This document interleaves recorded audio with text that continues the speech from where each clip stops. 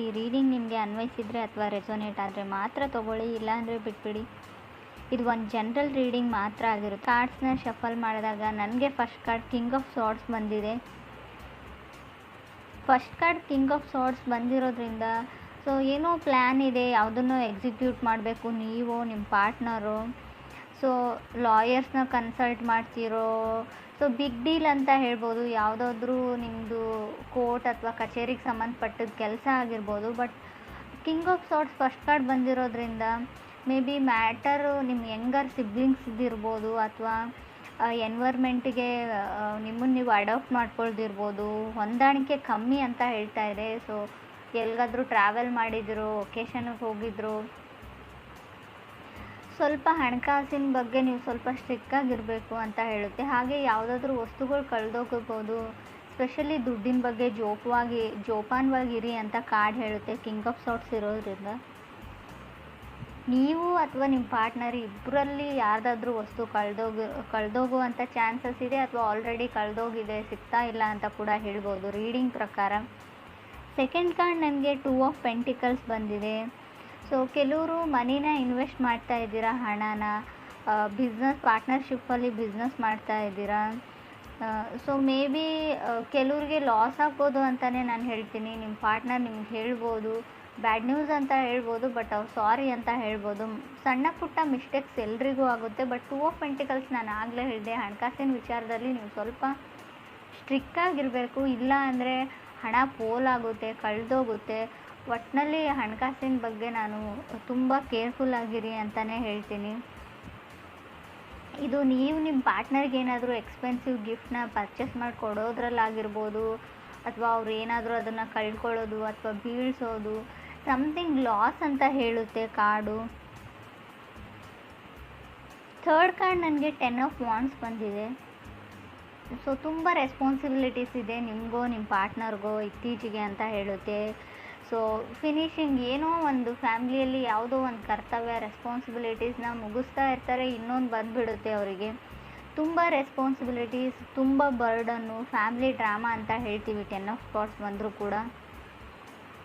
ಮನೆಯಲ್ಲಿ ಯಾವಾಗಲೂ ಏನಾದರೂ ಡ್ರಾಮಾ ನಡೀತಾ ಇರುತ್ತೆ, ಫೈಟ್ಸ್ ನಡೀತಾ ಇರುತ್ತೆ, ಮನಸ್ತಾಪಗಳಿರುತ್ತೆ ಅಂತ ಕೂಡ ಕಾರ್ಡ್ ಹೇಳುತ್ತೆ. ಫೋರ್ತ್ ಕಾರ್ಡ್ ನನಗೆ ಕಿಂಗ್ ಆಫ್ ಪೆಂಟಿಕಲ್ಸ್ ಬಂದಿದೆ. So may be king of pentacles ಇರೋದ್ರಿಂದ ಎಷ್ಟೇ ರೆಸ್ಪಾನ್ಸಿಬಿಲಿಟೀಸ್ ಇರಿ, ಲೈಫಲ್ಲಿ ಏನೇ ಆಗಿರಲಿ, ನಿಮ್ಮ ಪಾರ್ಟ್ನರ್ ಮೋಸ ಮಾಡಲಿ ಅಥವಾ ಏನೇ ಆಗಿರಲಿ, ನಿಮ್ಮ ಲೈಫ್ನ ನೀವು ಎಂಜಾಯ್ ಮಾಡೋದನ್ನು ಮರಿಬೇಡಿ ಅಂತ ಕಿಂಗ್ ಆಫ್ ಪೆಂಟಿಕಲ್ಸ್ ಹೇಳ್ತಾ ಇದೆ. ಕಿಂಗ್ ಆಫ್ ಪೆಂಟಿಕಲ್ಸ್ ನಿಮ್ಮ ತಂದೆ ಸ್ಥಾನದಲ್ಲಿರೋ ವ್ಯಕ್ತಿ ಆಗಿರ್ಬೋದು. ಈ ರೀಡಿಂಗಲ್ಲಿ ನೀವಾಗಿಲ್ಲ ಅಂತ ಹೇಳ್ತೀನಿ. ಮೇ ಬಿ ತುಂಬ ಜವಾಬ್ದಾರಿ ಇದೆ ನಿಮ್ಮ ತಂದೆಗೋ ನಿಮಗೋ, ಮನೇನ ನಿಭಾಯಿಸ್ಕೊಂಡು ಹೋಗ್ತಾ ಇದ್ದೀರಾ ಅಂತ ಹೇಳ್ಬೋದು. ಫಿಫ್ತ್ ಕಾರ್ಡ್ ಜಡ್ಜ್ಮೆಂಟ್ ಕಾರ್ಡ್ ಬಂದಿದೆ. ಸೊ ಯಾರಾದರೂ ನೀವು ಡಿವೋರ್ಸ್ಗೆ ಅಪ್ಲೈ ಮಾಡಿದರೆ, ಡಿವೋರ್ಸ್ ತೊಗೊಳ್ಬೇಕು ಅಂತ ಅಂದ್ಕೊಂಡಿದ್ರೆ, ಸೊ ನಿಮಗೆ ಡಿವೋರ್ಸ್ ಸಿಗುತ್ತೆ ಅಂತ ಜಡ್ಜ್ಮೆಂಟ್ ಕಾರ್ಡ್ ಹೇಳ್ತಾ ಇದೆ. ಸೊ ಏನಾದರೂ ಮಾಡಬೇಕು, ಟೈಮ್ ಟು ಟೇಕ್ ಆ್ಯಕ್ಷನ್ ಅಂತ ಹೇಳುತ್ತೆ card, judgement card. Do or die ಆಗಿರಲಿ, ಏನೇ ಆಗಿರಲಿ, ಎಷ್ಟೇ ರಿಸ್ಕ್ ಇರಲಿ, ಒಟ್ಟಿನಲ್ಲಿ ರಿಸ್ಕ್ನ ತೊಗೊಳ್ತೀನಿ ಅನ್ನೋ ಗಟ್ಟಿ ನಿರ್ಧಾರನ ಮಾಡಿದ್ದೀರಾ ನೀವೋ ನಿಮ್ಮ ಪಾರ್ಟ್ನರು. 6 ಕಾರ್ಡ್ ನನಗೆ 2 ಆಫ್ ಕಪ್ಸ್ ಬಂದಿದೆ. 2 ಆಫ್ ಕಪ್ಸ್ ನಾವು ಕೆಲವೊಮ್ಮೆ ಲವರ್ಸ್ ಕಾರ್ಡ್ ಅಂತ ಕನ್ಸಿಡರ್ ಮಾಡ್ತೀವಿ. ಸೊ ನಿಮ್ಮ ಲೈಫಲ್ಲಿ ಹೊಸ ಪರ್ಸನ ಎಂಟ್ರಿ ಆಗಿದೆ. ಸೊ ತುಂಬ ಬೇಬಿ ಸ್ಟೆಪ್ಸ್ ಸ್ಟಾರ್ಟಿಂಗ್ ಇದೆ, ಫಾಲಿಂಗ್ ಇನ್ ಲವ್ ಅಂತ ಹೇಳ್ತೀವಿ. ಸೊ ತುಂಬ ಕಲಿತಾ ಇದ್ದೀರಾ, ನೀವು ನಿಮ್ಮ ಪಾರ್ಟ್ನರಿಂದ ಕಲಿತಾ ಇದ್ದಾರೆ, ನಿಮ್ಮ ಪಾರ್ಟ್ನರ್ ನಿಮ್ಮಿಂದ ಕಲಿತಾ ಇದ್ದಾರೆ. ಅಂಡರ್ಸ್ಟ್ಯಾಂಡಿಂಗ್ ಇದೆ. ಸೊ ತುಂಬ ಕ್ಯೂಟ್ ಆಗಿರೋ ಲವ್ ಸ್ಟೋರಿ ಅಂತ ಹೇಳ್ಬೋದು 2 ಆಫ್ ಕಪ್ಸ್ ಇರೋದ್ರಿಂದ. 7th ಕಾರ್ಡ್ ನನಗೆ ಪೇಜ್ ಆಫ್ ಪೆಂಟಿಕಲ್ಸ್ ಬಂದಿದೆ. ಸೊ ಪೇಜ್ ಆಫ್ ಪೆಂಟಿಕಲ್ಸ್ ನಿಮ್ಮನ್ನು ಯಾರೋ ಕಾರ್ನರ್ ಮಾಡ್ತಾ ಇದ್ದಾರೆ. ನೀವು ಸ್ಕೂಲ್ಗೆ ಹೋಗ್ತಾ ಇದ್ದರೆ, ಕಾಲೇಜಸ್ಸಲ್ಲಿದ್ದರೆ ಅಥವಾ ಆಫೀಸಲ್ಲಿದ್ದರೂ ಕೂಡ ನಿಮ್ಮನ್ನು ಒಂಟಿಯಾಗಿ ಮಾಡೋಕ್ಕೆ ಟ್ರೈ ಮಾಡ್ತಾ ಇದ್ದಾರೆ. ಅವ್ರದ್ದೇ ಒಂದು ಗ್ರೂಪು, ನೀವು ಒಬ್ಬರೇ ಇರ್ತೀರ, ಯಾರೂ ಮಾತಾಡಲ್ಲ, ಜನ ನಿಮ್ಮನ್ನು ಟೀಸ್ ಮಾಡ್ತಾರೆ, ಅವಮಾನ ಮಾಡ್ತಾರೆ. ಕೆಲವರು ಆ ಥರ ಸಿಚುವೇಶನಲ್ಲಿದ್ದೀರಾ. ಸೊ ತುಂಬ ಕಷ್ಟ ಆಗ್ತಾ ಇದೆ, ಚಾಲೆಂಜ್ ಅಂತ ಅನ್ನಿಸ್ತಾ ಇದೆ ಕೆಲವ್ರಿಗೆ ಇಲ್ಲಿ ಅವ್ರ ಫೀಲಿಂಗ್ಸ್ನ ಎಕ್ಸ್ಪ್ರೆಸ್ ಮಾಡ್ಕೊಳ್ಳೋದ್ರಲ್ಲಿ. ಸೊ ನಿಮ್ಗೆ ಯಾರೋ ಇಷ್ಟ, ಅವ್ರು ಬೇರೆ ಕಡೆ ಒಂದು ಗ್ರೂಪಲ್ಲಿ ಇರ್ತಾರೆ, ಅಥವಾ ನೀವೊಂದು ಕಡೆ ಗ್ರೂಪಲ್ಲಿದ್ದೀರಾ, ಅವ್ರು ಕಾರ್ನರ್ ಮಾಡಿದ್ದಾರೆ ನಿಮ್ಮ ಗ್ರೂಪಲ್ಲಿರೋರು. ಸೊ ನಿಮಗೆ ಅವ್ರು ಇಷ್ಟ, ಹೇಗೆ ಹೋಗಿ ಎಕ್ಸ್ಪ್ರೆಸ್ ಮಾಡ್ಕೊಳ್ಳಿ, ನಿಮ್ಮ ಫ್ರೆಂಡ್ಸ್ ಏನು ಅಂದ್ಕೊಳ್ತಾರೆ ಅನ್ನೋ ಯೋಚನೆಯಲ್ಲಿ ನೀವಿದ್ದೀರೋ, ಅಥವಾ ಅದರ್ ಪರ್ಸನ್ ಇರ್ಬೋದು. 9th ಕಾರ್ಡ್ ನನಗೆ 8 ಆಫ್ ಕಪ್ ಬಂದಿದೆ. ಸೊ ಕೆಲವ್ರದ್ದು ಮೈಂಡ್ ತುಂಬ ಚೇಂಜ್ ಆಗಿದೆ, ಮೈಂಡ್ ಲಾಸ್ಟ್ ಅನ್ನೋ ಫೀಲಿಂಗಲ್ಲಿದ್ದಾರೆ. ಲಾಸ್ಟ್ ಮಿನಿಟ್ನಲ್ಲಿ ಯಾವುದಕ್ಕಾದ್ರೂ ನಿಮ್ಮ ಮೈಂಡ್ ಚೇಂಜ್ ಮಾಡ್ತಾ ಇರ್ಬೋದು. ಸೊ ಆ ಥರ ಇದ್ದರೂ ಕೂಡ ಕಾರ್ಡ್ ಬಂದಿರುತ್ತೆ. ಕೆಲವ್ರಿಗೆ 8 ಆಫ್ ಕಪ್ಸ್ ಇರೋದನ್ನು ಬಿಟ್ಟು ಇಲ್ಲದೆ ಇರೋದ್ರ ಕಡೆ ಇಮ್ಯಾಜಿನೇಷನ್ ಅಂತ ಹೇಳ್ತೀವಿ, ಅಥವಾ ನಿಮ್ಮ ಹತ್ರ ಎಲ್ಲ ಇರುತ್ತೆ ಆದರೂ ಕೂಡ ಏನೋ ಒಂದು ದೂರದ ಬೆಟ್ಟ ನುಣ್ಣಗೆ ಅಂತೀವಿ. ಸೊ ನಿಮ್ಮನ್ನು ಇಷ್ಟಪಡೋರನ್ನ ಬಿಟ್ಟು ಸೊ ನೀವು ಇಷ್ಟಪಡೋರು ಹಿಂದೆ ಹೋಗ್ತಾ ಇದ್ದೀರಾ. ಬಟ್ ರಿಜೆಕ್ಷನ್ ಫೀಲ್ ಆಗ್ಬೋದು ಅಥವಾ ಇಗ್ನೋರ್ಡ್ ಫೀಲ್ ಇರ್ಬೋದು. ಈಗಾಗಲೇ ನಿಮ್ಮನ್ನು ಯಾರೋ ರಿಜೆಕ್ಟ್ ಮಾಡಿದ್ದಾರೆ ಅಥವಾ ಇಗ್ನೋರ್ ಮಾಡ್ತಾ ಇದ್ದಾರೆ, ಯಾವುದನ್ನು ಸರಿಯಾಗಿ ಹೇಳ್ತಾ ಇಲ್ಲ. ಮೇ ಬಿ ಅವ್ರು ನಿಮ್ಮನ್ನು ವೇಟಿಂಗ್ ಲಿಸ್ಟಲ್ಲಿ ಇಟ್ಟಿದ್ದಾರೆ ಅಂತ ಕೂಡ ಹೇಳ್ಬೋದು. 10th ಕಾರ್ಡ್ ನನಗೆ 2 ಆಫ್ ಕಪ್ಸ್ ಬಂದಿದೆ ಮತ್ತೆ. ಸೊ ಇದು 2 ಆಫ್ ಕಪ್ಸ್ ಡಬಲ್ ಸರ್ತಿ ಬಂದರೆ ಹೇಟ್ ಸ್ಟೋರಿ ಅಂತ ಹೇಳ್ತೀವಿ ನಾವು. ಸಿಂಗಲ್ ಟೈಮ್ ಬಂದರೆ ಮಾತ್ರ ಅಲ್ಲೊಂದು ಫ್ರೆಶ್ ಲವ್ ಸ್ಟೋರಿ ಇರುತ್ತೆ ಅಂತ ನಾನು ಹೇಳ್ತೀನಿ ಕಾರ್ಡ್ ರೀಡಿಂಗಲ್ಲಿ. ಸೊ ಜನ ನಿಮ್ಮನ್ನು ಯಾವಾಗಲೂ ಹೇಟ್ ಮಾಡ್ತಾರೆ ಅಂತ ಕೆಲವ್ರಿಗೆ ಅನ್ಸೋಕ್ಕೆ ಸ್ಟಾರ್ಟ್ ಆಗಿರ್ಬೋದು. ಸೊ ನೀವೇನೂ ಮಾಡಿರಲ್ಲ, ಏನೂ ಆರ್ಗ್ಯೂ ಮಾಡಿರಲ್ಲ, ಗೊತ್ತಿಲ್ಲ ನನ್ನ ಕಂಡ್ರೆ ಯಾರಿಗೂ ಆಗೋದಿಲ್ಲ, ಅನ್ಲೆಸ್ ನಿಮ್ಮ ಸರ್ಕಲ್ಲೇ ಹಾಗೆ ಇದೆಯೋ ಅಥವಾ ನನ್ನ ಹಣೆ ಬರಹನೇ ಇಷ್ಟೇನಾ ಅಂತ ಥಿಂಕ್ ಮಾಡ್ತಾ ಇದ್ದೀರಾ ಕೆಲವರು. ಸೊ ನಿಮ್ಮ ಸುತ್ತಮುತ್ತಲೂ ಇರೋ ಜನಗಳ ಪ್ರಾಬ್ಲಮ್ ಅಲ್ಲ. ಮೇ ಬಿ ಆಸ್ಟ್ರಾಲಜಿಕಲ್ ಚಾರ್ಟ್ ಪ್ರಕಾರ ಹೇಳೋದಾದರೆ ಯಾವಾಗಲೂ ತುಂಬ ಜನ ಅಡ್ಮೈರ್ ಮಾಡ್ತಾರೆ ಕೆಲವರು, ಬಟ್ ಕೆಲವ್ರಿಗೆ ಹೊಟ್ಟೆ ಕಿಚ್ಚು ಜಾಸ್ತಿ ಅಂತ ಹೇಳ್ಬೋದು ನಿಮ್ಮ ಮೇಲೆ. 11th ಕಾರ್ಡ್ ನನಗೆ 8 ಆಫ್ ಸಾರ್ಟ್ಸ್ ಬಂದಿದೆ. 8 ಆಫ್ ಸಾರ್ಟ್ಸ್ ಇರೋದ್ರಿಂದ ಸೊ ಗೋಯಿಂಗ್ ವಿತ್ ಕರ್ಮ ಅಂತ ಹೇಳ್ತೀವಿ ಇದಕ್ಕೆ ನಾವು. ಸೊ ಏನು ಡಿಸೈಡ್ ಆಗಿರುತ್ತೆ ಅದೇ ನಡೆಯುತ್ತೆ, ತುಂಬ ಯೋಚನೆ ಮಾಡಬೇಡಿ. ಸೊ ಏನೇ ಒಂದು ಕೆಲಸ ಇರಲಿ ಆನ್ ಟೈಮಲ್ಲಿ ಫಿನಿಷ್ ಮಾಡೋಕ್ಕೆ ಟ್ರೈ ಮಾಡಿ. ತುಂಬ ಇನ್ಫ್ಯಾಕ್ಚುಯೇಷನ್ನಲ್ಲಿ ಸೊ ಓದೋದನ್ನ ಹಾಳು ಮಾಡ್ಕೊಳ್ತಾ ಇದ್ದೀರಾ ಕೆಲವರು.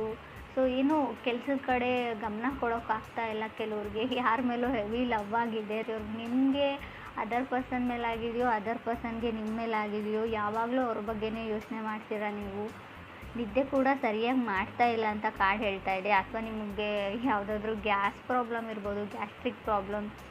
ಸೊ ಕೆಲವರು ಇತ್ತೀಚೆಗೆ ಯೋಗ ಪ್ರಾಕ್ಟೀಸ್ ಮಾಡ್ತಾ ಇದ್ದೀರಾ ಅಂತ ಕೂಡ ನನಗೆ ಅನ್ನಿಸ್ತಾ ಇದೆ. Because of 8 of cups 2 of cups ನನಗೆ 8 ಆಫ್ ಸಾರ್ಟ್ಸ್ ಇರೋದ್ರಿಂದ 8 ಮಧ್ಯೆ 2 ಬಂದರೆ ಮೇ ಬಿ ನೀವು ಯೋಗ ಪ್ರಾಕ್ಟೀಸ್ ಮಾಡ್ತಾ ಇದ್ದೀರಾ, ಜಿಮ್ ಜಾಯ್ನ್ ಆಗಿದ್ದೀರಾ, ಏನೋ ಒಟ್ಟಿನಲ್ಲಿ ಮಾಡ್ತಾ ಇದ್ದೀರಾ. ಹೆಲ್ತ್ ಇಶ್ಯೂಸ್ನ ಕೆಲವೊಂದನ್ನ ಕ್ಲಿಯರ್ ಮಾಡ್ಕೊಳ್ಳೋಕ್ಕೆ ಅಂತ ಅನಿಸುತ್ತೆ. 12th ಕಾರ್ಡ್ ನನಗೆ ಸ್ಟಾರ್ ಕಾರ್ಡ್ ಬಂದಿದೆ. 12th ಸ್ಟಾರ್ ಕಾರ್ಡ್ ಬಂದರೆ ಹೋಪ್ ಇದೆ ಅಂತ ಹೇಳ್ಬೋದು. ನೀವು ಯಾವುದಕ್ಕಾದ್ರೂ ವೇಟ್ ಮಾಡ್ತಾ ಇದ್ದರೆ ಖಂಡಿತ ಹೋಪ್ನ ಇಟ್ಕೊಳ್ಬೋದು. ಅದಾಗುತ್ತೋ ಇಲ್ವೋ ಅಂತ ಹೇಳೋದಾದರೆ ಹೋಪ್ ಹೇಳ್ತೀನಿ ನಾನು.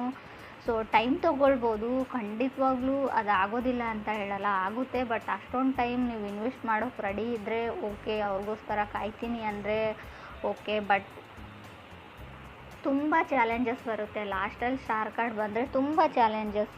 ಸೊ ನೀವು ಅಂದ್ಕೊಂಡೇ ಇರಲ್ಲ ಇಷ್ಟೊಂದು ಚಾಲೆಂಜಸ್ನ ಫೇಸ್ ಮಾಡಬೇಕಾಗುತ್ತೆ ಅಂತ. ಸೊ ಇಡೀ ಲೈಫ್ ಲಾಂಗ್ ಕೂಡ ಕೆಲವರು ತಗಲ್ಬೋದು ಅಂತ ಕೂಡ ಕಾರ್ಡ್ ಹೇಳುತ್ತೆ.